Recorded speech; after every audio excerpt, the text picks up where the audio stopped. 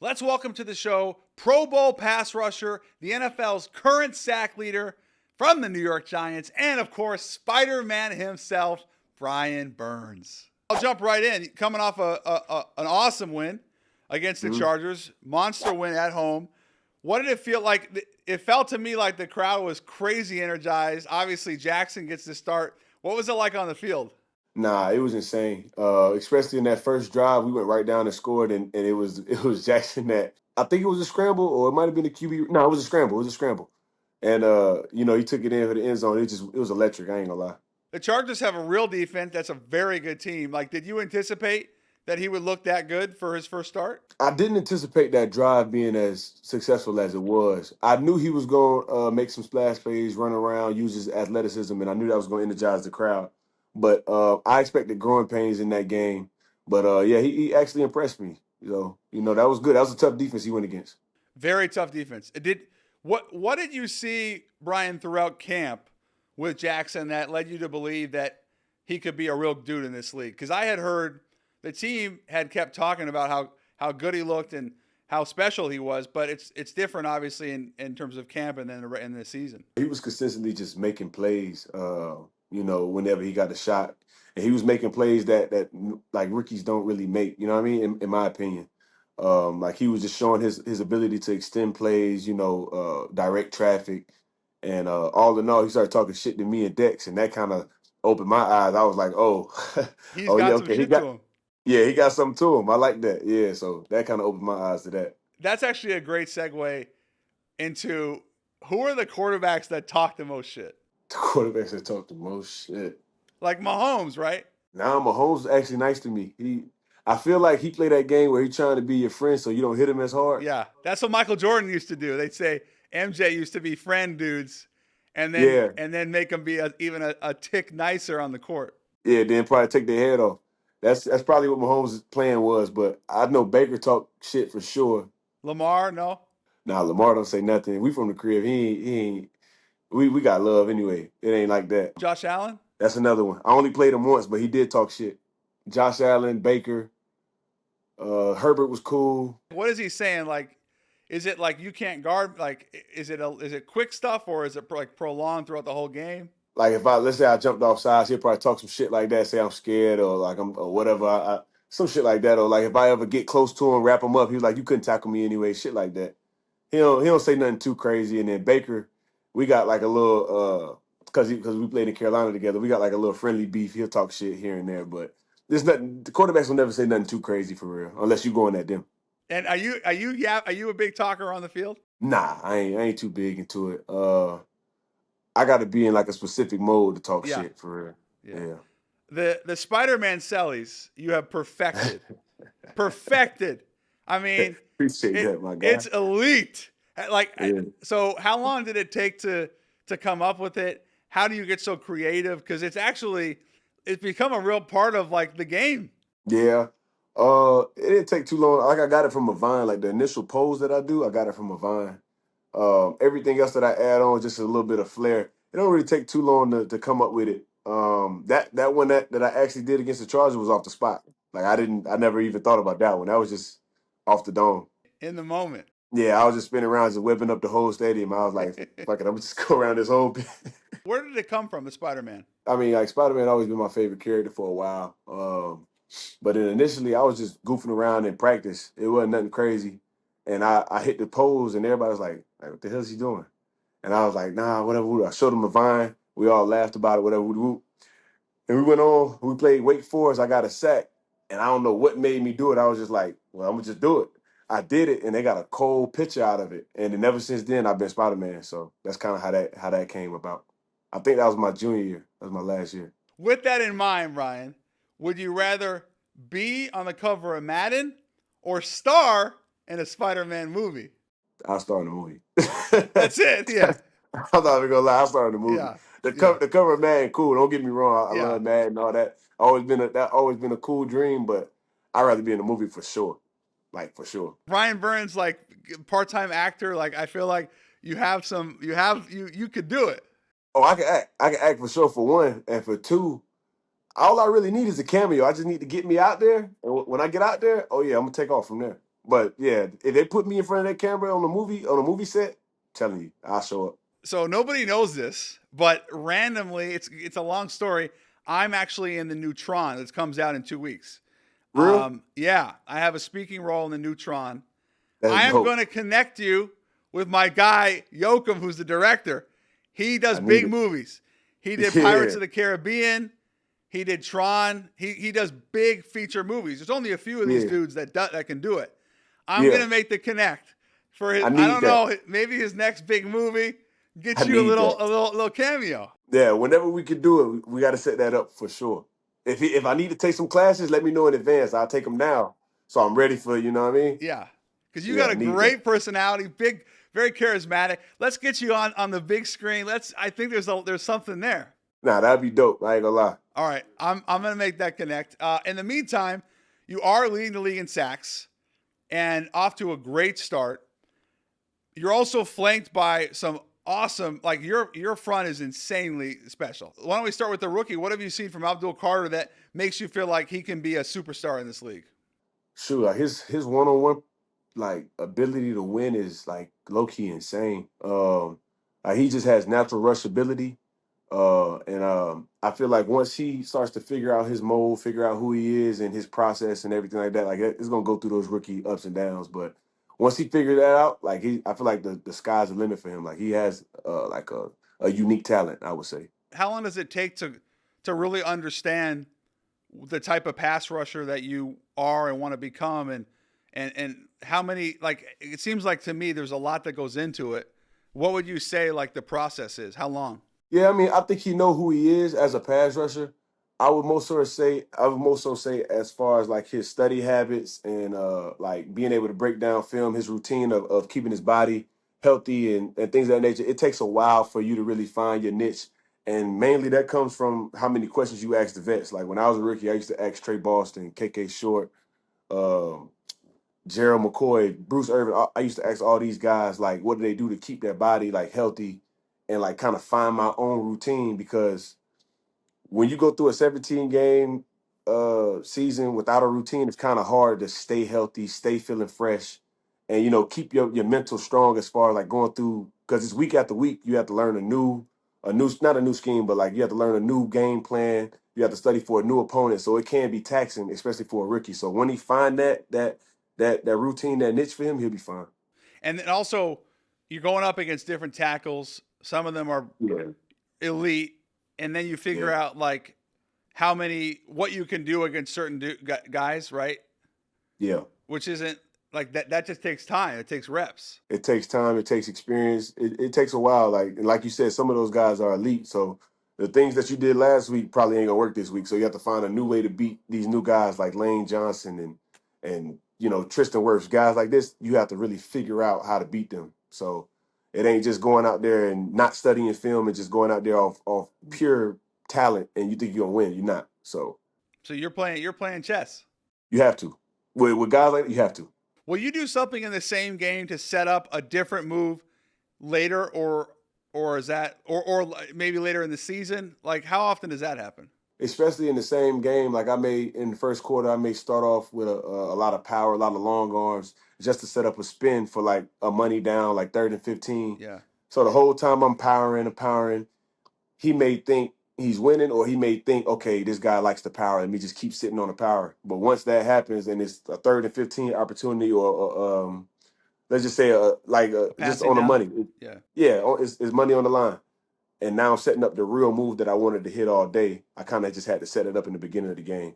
And as far as like the season go, you kind of want to put certain things on tape early on in the season, so later on they have that in their mind. You know what I'm saying? Yes. Because if I do speed from week 1 to week 17, everybody's gonna play me for speed. Yes. But if I mix it up, throw a little power here, run over a couple dudes, now the guys just watching me just run Yeah. over this cat is Right. gonna think he has power. I got to be ready for that. That's so dope to me. Like I love the idea of setting up a move, not showing your best stuff earlier in the game, doing something on purpose to set something up later in the game. I guess the question is like when did you start really, allowing yourself to get to that point? How long did it take for you to realize like this is how I win in this league? It took a while. A lot of coaches used to tell me you got to add power to your game. Got to add power to your game, and I'm like, yeah, I got it. And I think like me doing like maybe one or two, three power moves a game is like okay, it's not enough. You know what I'm saying? And it took me a while to like really buy into like, bro, I really have to set up my moves because I'm thinking like, look, I'm a speed rusher, Yeah. so I'm gonna do what's best for me and what I think I'm gonna win with. But when guys start setting me for that and they take it away, I have to have something else to go off of. But Okay. I really credit Von Miller because we had conversations. I really credit him into like opening my mind up to like losing some reps early in the game to set up the rep that will win the game. You know what I mean? So I really credit that to him. He really put that in my mind a while ago, maybe a couple years ago. So basically, what he was saying, and he's one of the best ever to do it, is allow yourself to lose, like almost like chess. You'll give up a pawn or a rook, knowing that later you're going to get the big piece, you're going to get the big sack. But that's a tough pill to swallow as a young pass rusher. It's a tough pill to swallow for a lot of cats. Because I don't necessarily look at it as I don't look at it as losing. I just look at it as setting up my pieces. Okay, You know, okay, so okay. like these power reps that I may not get a sack or may not get a pressure on, that's just setting up for the Setting it rest of up. the game. Right. Yeah, so like, and it is tough for a young passer because they don't want to lose. They want to make Right. every Of play. course. But it's the league, man. Everybody get paid. You're not gonna make every play, so you might as well set it up for what's important coming up later or whatever the case may be. So that's kind of how I view it. How about top five pass rushers in football right now? There's a lot of good pass rushers nowadays. You got to put yourself in there, obviously. I'll say as far as like guys playing right now, I would say is no order, but me, I'll put Benito in there. Yeah. Micah hasn't been like having hella sack numbers, but when I watch his tape, like he's flying off the ball. I put Micah on there. I'm not sure if Max got off to a slow start, but the last He's game he picked it just up. yeah, I say the last game he just had was crazy. Unreal. I'll throw Max in there. That's four, right? Yeah, that's four. Who else is up there right now? There's so many, bro. Like, Oh my God, I'm tripping. Miles, I'm tripping. oh, Yeah, bro, he is Miles. on one too. I'm wilding, bro. I mean, that goes to show you how many good rushers there are.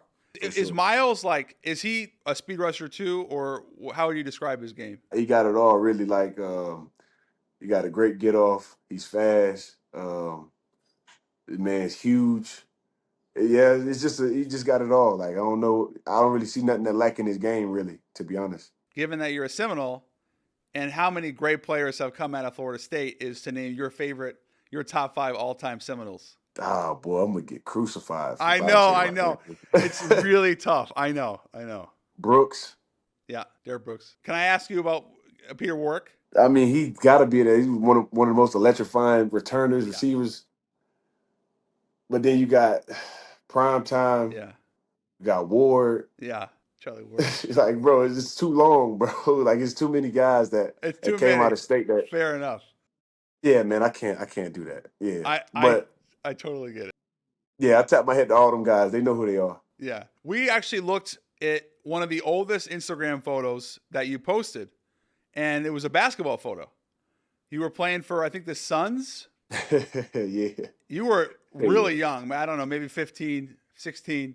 What was your yeah. hoop game like, Brian? I was smooth, man. I wasn't all world or nothing like that. I really just playing basketball just to stay in shape for football. Yeah, my football was my first love. That wasn't basketball was definitely my focus, but I had fun playing with my guys. That was really it.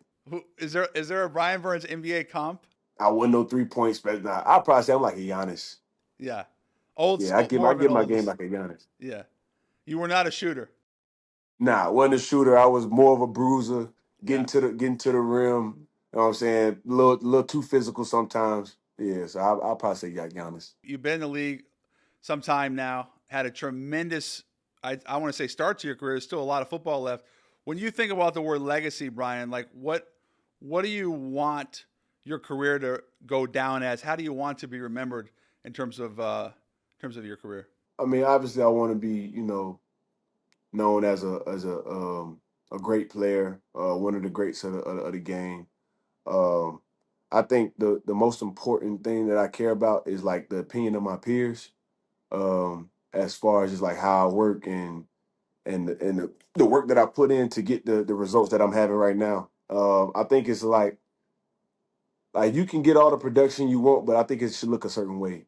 Um, and that's kind of how I'm like approaching the game now. So I just really want to be known as like among my peers. I really want to be known as like definitely a hard worker, a guy that came in the building. He's the same guy every day, a guy they can depend on, and ultimately like the best player when I step on that field. So How did you start to mold that internally and start to really think about that? When did that begin?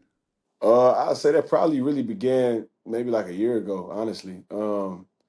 After the You trade. know, yeah, after the trade, yeah, that was crazy.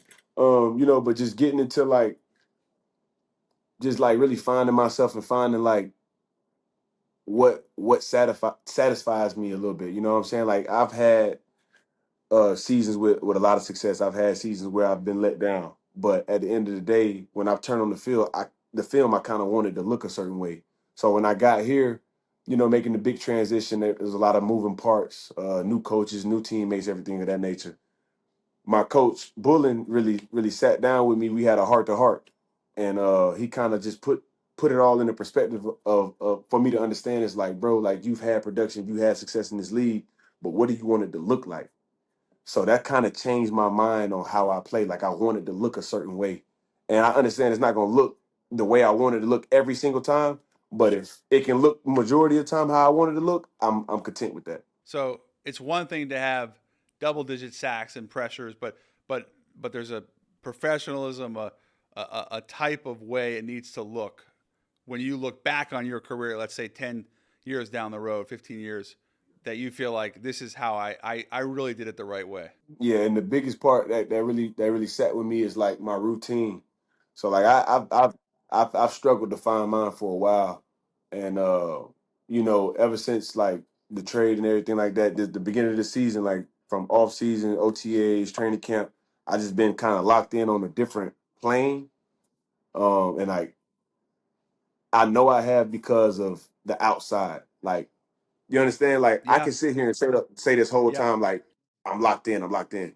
But when other people start seeing it and be like, bro, Burns, you moving different. That's kind of that validates like the work I've been putting in. You know what I mean? You mentioned the trade was crazy. What do you remember from that time? Because it happened pretty quick, if I remember correctly, overnight. It was a lot of emotions. It kind of opened my eyes to like the business side of things. And like I don't fault anybody in that situation really. I kind of just chop it up to like you did what's best for you. I'm gonna do what's best for me. We go our separate ways. No bad love, no bad blood to Carolina at all. Like I love Carolina, always will love Carolina. It kind of just had to happen, I guess. But like the trade it was just crazy. Like you go through a mist of emotions of like, damn, like I gave everything to this team and I tried to do it the right way. I didn't hold out. I didn't do anything of that nature. I practiced the whole training camp, no contract, whatever. Whoop, whoop. Went on, did the whole season with no contract. And you kind of just feel like they're obligated to take care of me or like they should take care of me because of what I've done for them and trying to be a class act and things of that nature. But it don't always work out that way. You know what I mean? But I don't question God. I don't question nothing that's supposed to happen. I just keep going. 100%. And that's a similar answer. We had AJ Brown on a couple weeks ago, and his trade was crazy too, really nuts. And I asked him a similar question, which was, when did you realize that the NFL, at the end of the day, Brian, is a business? And this is the part that I think gets lost, respectfully to the fans, but it is a business, and it sounds like this really opened up your eyes. Yeah, and it's funny, like like you'll never really like really know until you're in that situation. Because I remember when I came into the league, you got the vets telling you like, "Hey man, it's a business. Look out for yourself." Da da da da, things of that nature. And the whole time I'm going about it like, yeah, it's a business. It's a business. You never really know how much it's a business until money start talking. Yeah, Then it's like, okay, this really is a business. And right. like when you like when you're going through trade talks and things of that nature, and you want to stay at a certain place or whatever the case may be, and your feelings start tugging on you, that's when you gotta kind of gotta separate yourself out of the equation. Like, Carolina and me, our timelines just didn't match. Right. You know what I'm saying? And that's okay. And I'm cool with that. I got to understand that now. But going through it, it was kind of hard just staying level headed because I'm like, damn, dog. Like, I thought y'all would have been the first people to like want to, Course. you know what I mean? Yeah. But that's how it be, man. You'll never know until you actually in that position. Well, you've handled yourself with a ton of class and obviously been Appreciate balling that. out, leading the league in sacks. And it's awesome, selfishly, to have you in New York, and would love to stay connected. For sure. And, I ain't know you was based in New York, yo. yeah. Yeah. I'm Nah, here. I'm here, brother. I'm coming down there. All right, that's it. Want to thank Brian Burns. Awesome interview. Awesome dude. Congratulations on a hell of a start to the season. Leading the league in sacks en route to another Pro Bowl and all-pro caliber season. Brian, thank you so much. I appreciate you, man. God bless. You too, brother. We'll be in touch.